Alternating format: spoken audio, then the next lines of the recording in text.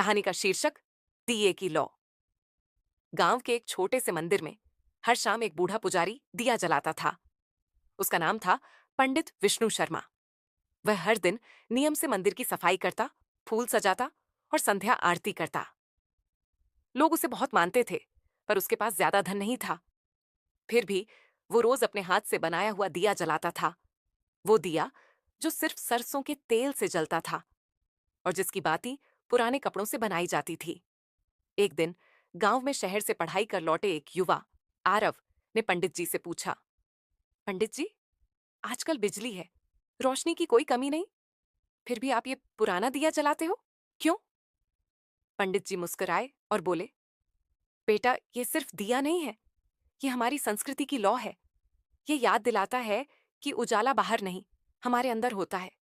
जब तक ये दिया जलता है, तब तक अंधकार को हराने की उम्मीद जिंदा रहती है।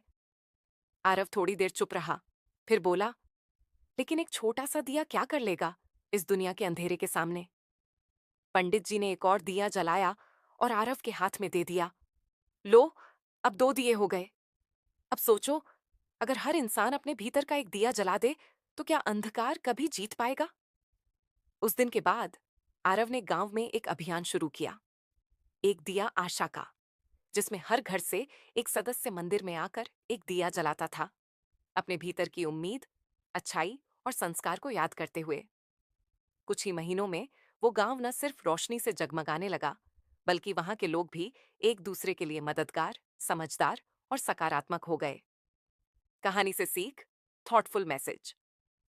जब तक हम अपने भीतर का दिया जलाए रखेंगे, तब तक कोई भी अंधकार, चाहे वो बाहर का हो या अंदर का, हमें हरा नहीं सकता।